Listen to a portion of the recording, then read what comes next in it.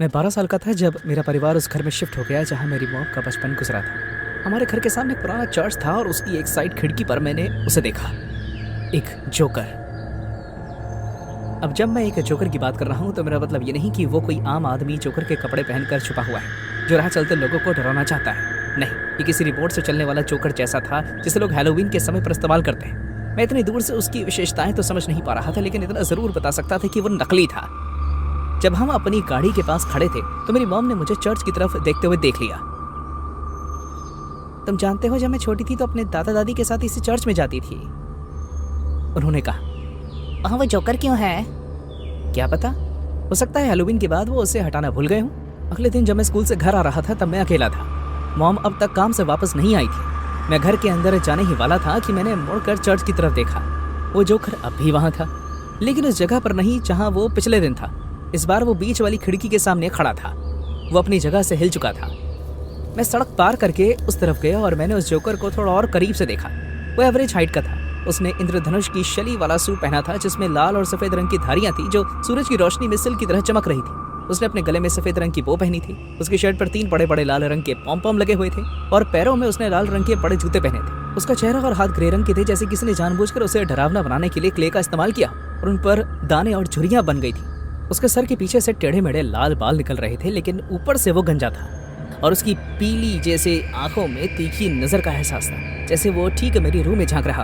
वो घूर रहा था और अपने लंबे दांतों से मुस्कुरा रहा था। उसने अपने गले में गत्ता लटकाया हुआ था जिस पर लाल मार्कर से किसी ने लिखा हुआ था।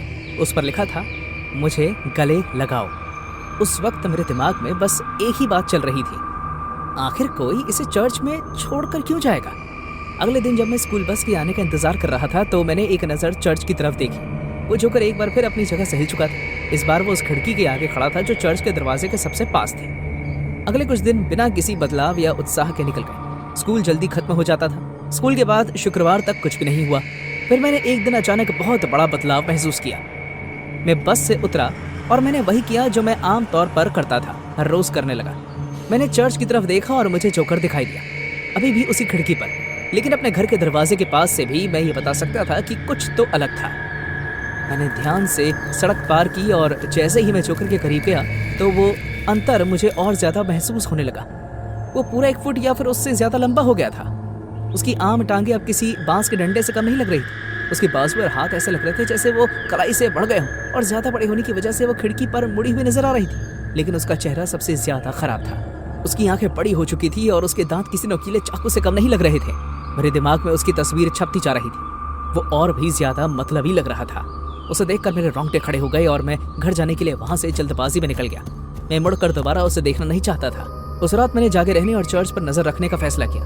मैं देखना चाहता था कि उस जोकर के बदलाव के पीछे का राज क्या है। मैं जानना चाहता था कि क्या कोई उसे अपनी जगह से हिला रहा है। मुझे इस शख्स को ऐसा करते हुए पकड़ना था। मैंने सोने जाने का नाटक किया और चुपचाप अपने कमरे की खिड़की पर जाकर बैठ गया। रात के अंधेरे में भी मैं जोकर के आकार को दूर से देख पा रहा था। मुझे नहीं पता किस वक्त मेरी आंख लगी और ना ही मुझे ये याद है कि मैं अपने कमरे की दीवार से लगकर कब सोया। मैं आधी नींद में उठा और अपने आप ही मेरी नजर सबसे पहले खिड़की के बाहर गई। मुझे ध्यान लगाने में थोड़ा वक्त लगा, लेकिन फिर मैंने ऐसा कुछ देखा जिसे देखकर मेरे पैरों तले जमीन खिसक गई। चर्च का दरवाजा खुला हुआ था और वो जोकर कहीं भी दिखाई नहीं दे रहा था। मैं अपनी जगह से उठने ही वाला था कि मैंने एक आवाज सुनी, जैसे कोई सीढ़ियां चढ़ रहा। हमारे घर की सीढ़ियों से आवाज तो आती है, लेकिन इतनी नहीं कि कोई नींद से जाग जाए, और अगर आपको पैर रखने की सही जगह पता हो तो वो आवाज भी नहीं आती। पहले मुझे लगा कि शायद मेरी मॉम देर रात तक जगी होंगी और अब सोने जाने के लिए ऊपर आ रही होंगी। अभी तक मैंने सही वक्त नहीं देखा था। फिर मैंने वो आवाज एक बार फिर सुनी, फिर एक बार कोई सीढ़ियों से ऊपर आ रहा था। नहीं मॉम, नहीं डैड, तो फिर ये कौन था? अचानक पैरों की आवाज आनी बंद हो गई। मैं बैठा रहा, अभी भी कान दीवार से लगाए हुए। कुछ सेकंड्स तक शांति रही। आखिर वो क्या कर रहा है?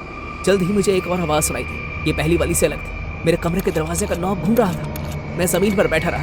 मेरा पूरा ध्यान दरवाजे पर था और अब तक मेरी आंखों ने अंधेरे को अपना लिया था। मैं बहुत ही अच्छी तरह देख सकता था कि दरवाजे का नॉब घूम रहा है और मेरे कमरे का दरवाजा इंच ब इंच खुल रहा है। मेरे दिल की धड़कनें बढ़ गई। कोई मेरे कमरे में घुसने की कोशिश कर रहा था। मैं चिल्लाया, कौन है वहाँ? दरवाजे की उस ओर जो भी था वो रुक गया। एकदम सन्नाटा छा गया। मैंने चर्च की तरफ अपना सर घुमाया।